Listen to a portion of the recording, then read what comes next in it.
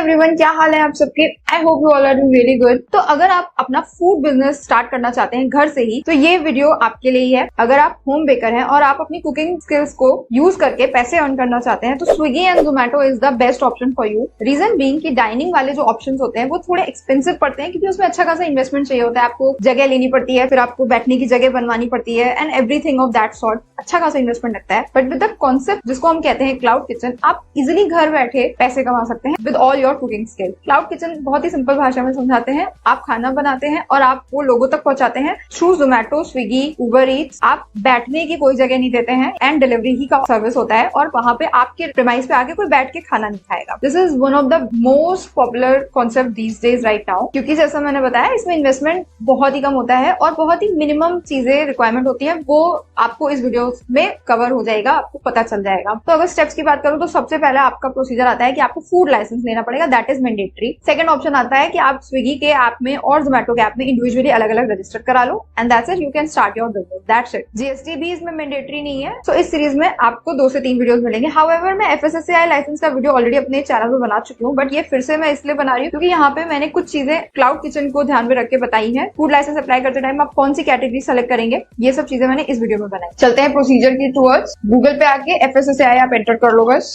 fssai.gov.in, इसी को आप क्लिक करो। वैसे तो रजिस्ट्रेशन फॉस्कोज में होगा, बट वो यहाँ से भी हमको पोर्ट कर देगा उसी वेबसाइट पे। यहाँ पे स्क्रॉल करके नीचे आएंगे तो आप देख सकते हैं यहाँ फॉस्कोज का ऑप्शन आ रहा है, इसको क्लिक करेंगे, ओके पे क्लिक करेंगे। सो अब यहाँ पे हमको अप्लाई लाइसेंस या रजिस्ट्रेशन, इस पे क्लिक करना है। अब इन दोनों में हमें कुछ भी सेलेक्ट नहीं करना है, रेलवेज एंड एयरपोर्ट वाले में, क्योंकि हम ये होम बेकर्स के लिए कर रहे हैं। तो आप यहाँ पे रेड वाले पे क्लिक करोगे, अप्लाई फॉर लाइसेंस /रजिस्ट्रेशन। अपना स्टेट आप सेलेक्ट कर लीजिए ड्रॉप डाउन से। अब यहाँ पे हमको सेलेक्ट करना है कि हम करते क्या है। तो सबसे पहला जो टैब है आप देख सकते हो मैन्युफैक्चर का, इसमें हमको कुछ भी सेलेक्ट नहीं करना है। रीजन बीइंग कि होम बेकर्स मैन्युफैक्चर नहीं करते हैं कुछ भी। सो मैन्युफैक्चर वाले में हम कुछ भी सेलेक्ट नहीं करेंगे। नेक्स्ट में आ जाइए इस वाले टैब में, ट्रेड एंड रिटेल, इसको आप क्लिक करोगे तो आप देख सकते हो यहाँ पे भी स्टोरेज वगैरह, होलसेल, डिस्ट्रीब्यूटर, इसमें भी हमें कुछ भी सेलेक्ट नहीं करना है।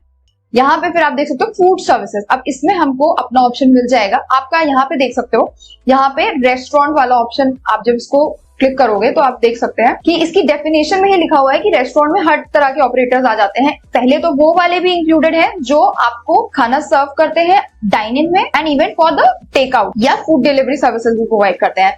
And also they consider only those restaurants which offer only take out या डिलीवरी। तो आप ये थर्ड वाले ऑप्शन में आ जाएंगे। इसमें से अपना टर्नओवर आपको सबसे छोटा वाला, यानी कि टर्नओवर अप टू 12 लाख, यही सेलेक्ट करना है। फ्यूचर में अगर ग्रो करेगा तो वो बात अलग है, you will modify your licence, but अभी के लिए फॉर द टाइमिंग आप इसी को सेलेक्ट करेंगे। और फिर इसके अलावा इसमें से कैंटीन, होटल, केटरेट, इनमें से कुछ भी सेलेक्ट नहीं करना है। सो ये वाला सेलेक्ट करके बाकी central government agency, head office में हमें कुछ भी सेलेक्ट नहीं करना है। That's it. हमने सिर्फ एक ही सेलेक्ट करना है, फूड सर्विसेज में रेस्टोरेंट अप टू 12 लाख, और इसको हम क्या करेंगे, प्रोसीड करेंगे। आप देख सकते हैं ये हम एलिजिबल है फॉर बेसिक रजिस्ट्रेशन। अब बेसिक रजिस्ट्रेशन क्यों? क्योंकि देखिए फूड लाइसेंस 3 तरह के होते हैं, एक होता है बेसिक रजिस्ट्रेशन, एक होता है स्टेट लाइसेंस, एक होता है सेंट्रल लाइसेंस। तो वो डिपेंड करता है आपके turnover and manufacture and retail, जो भी आप कर रहे हो, सेल वगैरह, उसकी क्वांटिटी एंड कितने बड़े स्केल पे आप काम कर रहे हैं। सिंस ये बेसिक है तो रजिस्ट्रेशन होगा, और फीस भी सबकी अलग अलग रहती है। सिंपल वाला जो बेसिक रजिस्ट्रेशन है, इसकी फीस होती है 100 रुपीज पर ईयर, और आप मिनिमम 1 ईयर से लेके मैक्सिमम 5 ईयर तक अप्लाई कर सकते हैं। सो यहाँ पे हम इसको क्लिक करेंगे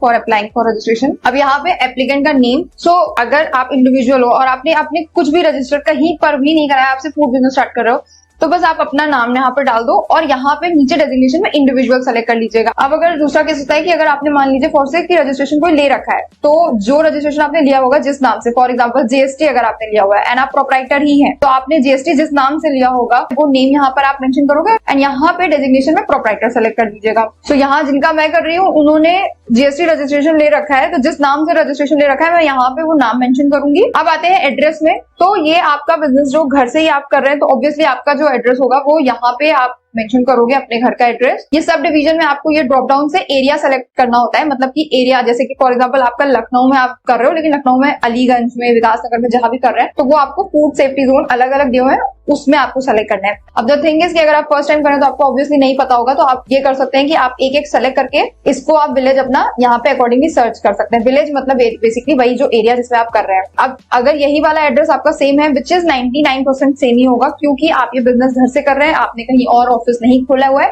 तो आप इसको येस क्लिक कर दीजिएगा, और जैसे ही आप इसको येस क्लिक करेंगे ये वाला जो एड्रेस आपने यहाँ मेंशन किया होगा वो अपने आप यहाँ पे फिल आ जाएगा। ये मेरे में एरर आ रहा है क्योंकि मैंने अभी ऊपर वाला एड्रेस फिल नहीं किया। मैं जैसे ही करूंगी तो वो ये अपने आप ही कैच कर लेगा। स्क्रॉल करके अगर हम नीचे आएंगे तो यहाँ पे आपको देख सकते हो कॉन्टैक्ट डिटेल आपको डालनी है। सिंपल सा मोबाइल नंबर, ईमेल आईडी आप मेंशन कर दीजिए। फिर यहाँ पे आप वो कह रहा है कि नंबर ऑफ ईयर्स, जैसा कि मैंने आपको बताया था 1 to 5 ईयर्स के लिए होता है। आप अपने अकॉर्डिंग सेलेक्ट कर लीजिए। ये रजिस्ट्रेशन आपका रिन्यूएबल भी होता है, मतलब कि एक्सपायर होने वाला हो तो आप रिन्यू कर सकते हैं। फूड कैटेगरी अब यहाँ से आप सेलेक्ट करिए कि आप कौन सा खाना जो आप बनाएंगे, जैसे आप मान लो केक वगैरह आप बना रहे हो, बेकरी प्रोडक्ट्स, तो आप बेकरी प्रोडक्ट सेलेक्ट कर लीजिए, या आप कई बार एक से ज्यादा भी यहाँ पे सेलेक्ट कर सकते हो। इनफैक्ट आप सारे ही सेलेक्ट कर सकते हो, डिपेंड करता है कि आप क्या कुक करोगे, क्या आप बनाओगे। बेवरेजेस हो गया, जैसे आप कॉफी चाय भी अगर बना के भेजोगे तो वो भी आप यहाँ पे सेलेक्ट करना। फिर यहाँ पे आ जाती है अदर डिटेल्स। यहाँ पे वाटर सप्लाई का सोर्स आपको बताना पड़ेगा, पब्लिक, प्राइवेट, अदर्स, एनी। अब यहाँ पे अगर आपने अपना प्राइवेट कोई वाटर कनेक्शन ले रखा है, जैसे समरसेबल लगा रखी है या कोई भी प्राइवेट कनेक्शन लिया हुआ है, तो आप प्राइवेट सेलेक्ट करेंगे। एंड अगर कोई कनेक्शन नहीं लिया हुआ है, नॉर्मल पब्लिक वाला आपका जो यूज कर रहे हो आप, तो उसको पब्लिक ही रहने दीजिएगा। जो घर पे पानी आता है आप नॉर्मली यूज करते हो, जिसका आप वाटर बिल भी पे करते हो, दैट इज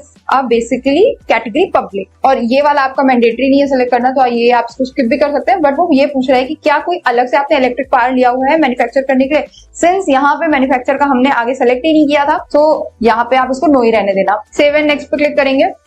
अब यहाँ पे हमको साइन अप करने के लिए दे रहा है, तो ये साइन अप के लिए बेसिकली इसलिए बोल रहा है क्योंकि आप यहाँ पे अब जो ईमेल आईडी मोबाइल नंबर डालोगे, एप्लीकेशन का स्टेटस होगा वो आपकी मोबाइल नंबर और इसी वाली ईमेल आईडी पे आएगा। सो मेक श्योर करें email ID and mobile number working हो। यहाँ पे आपका ये लॉगिन आईडी और पासवर्ड आपको खुद ही डालना रहेगा। इसी को आप लॉगिन करके अपना स्टेटस चेक भी कर सकते हैं, और जब आपका अप्रूव हो जाएगा तो सर्टिफिकेट भी इसी में ही आएगा। और सारे के सारे काम जो, जैसे कि आपको अगर मॉडिफाई करना है लाइसेंस या फिर आपको रिन्यू करना है कुछ भी, वो सब इसी में जाके होगा। सबमिट पे क्लिक करेंगे। अब ईमेल आईडी पे एंड मोबाइल नंबर पे दोनों पे ओटीपी गया है, वो दोनों वेरीफाई कराने हैं और सबमिट करना है। एंड आप देख सकते हैं ये दोनों ही ओटीपी अलग अलग है, इसलिए मैंने कहा था ये वर्किंग होने चाहिए।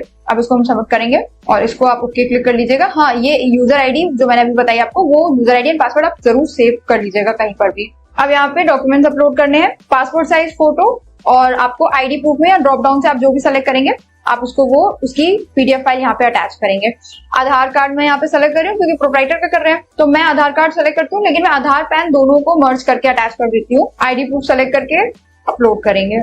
यहाँ पे हमको एड्रेस प्रूफ अटैच करना है। आप देख सकते हो यहाँ पे any other document, health NOC, proof of premise. तो इसमें आप क्या करो, अब अगर आपका ही जो जहां पर आप बिजनेस कर रहे हो आपका ही घर है, आपके नाम है, तो प्रूफ ऑफ प्रीमाइस सेलेक्ट करके आप इलेक्ट्रिसिटी बिल लगा दो। या अगर इन केस आपने जीएसटी रजिस्ट्रेशन पहले से ले रखा है, एज अ प्रोप्राइटर आपने रजिस्टर करा रखा है, तो जो जीएसटी रजिस्ट्रेशन में भी एड्रेस होता है, तो आप यहाँ पे एनी अदर डॉक्यूमेंट सेलेक्ट करके जीएसटी रजिस्ट्रेशन भी लगा सकते हैं। यहाँ पे जिनका मैं कर रही हूँ इनका प्रीमाइस फादर के नाम पे है, इसलिए इलेक्ट्रिसिटी बिल लगेगा और एनओसी लगेगी। NOC basically that the consent letter, जिसका वीडियो भी मेरे चैनल पे है, कंसेंट लेटर कैसे बनाते हैं वो। हाउएवर जीएसटी के लिए है, लेकिन जीएसटी में हो या किसी भी और चीज के लिए हो, फॉर्मेट तो सेम ही रहता है। बस उसमें आप क्या करोगे कि वहां जीएसटी की जगह आप यहाँ पे लाइसेंस का नाम फूड लाइसेंस डाल दोगे। तो यहाँ मैं प्रूफ ऑफ प्रीमाइस सेलेक्ट करके इलेक्ट्रिसिटी बिल और एनओसी को मर्ज करके लगाऊंगी।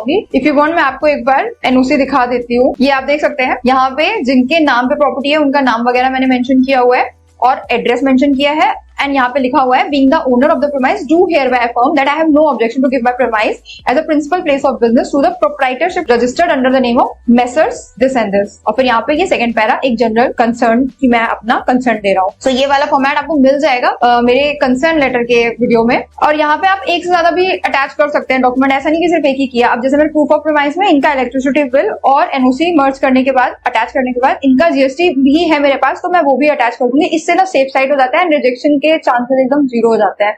अगर आपके पास नहीं है तो कोई बात नहीं। सो यहाँ ड्रॉप डाउन से हम एनी अदर डॉक्यूमेंट सेलेक्ट करेंगे। एनी अदर डॉक्यूमेंट सेलेक्ट करते हैं, यहाँ पे हमको मेंशन करना पड़ेगा कि क्या है सर्टिफिकेट। तो मैं यहाँ लिख देती हूँ जीएसटी सर्टिफिकेट और उसको अपलोड करेंगे। अब हम इसको यहाँ पे डिक्लेयर करेंगे, डिक्लेरेशन पे टिक करेंगे और ऑनलाइन पे करेंगे। 100 रुपए इसलिए आ रहा है क्योंकि मैंने 1 ईयर के लिए अप्लाई किया है। ऑनलाइन पेमेंट थ्रू रेजर पे।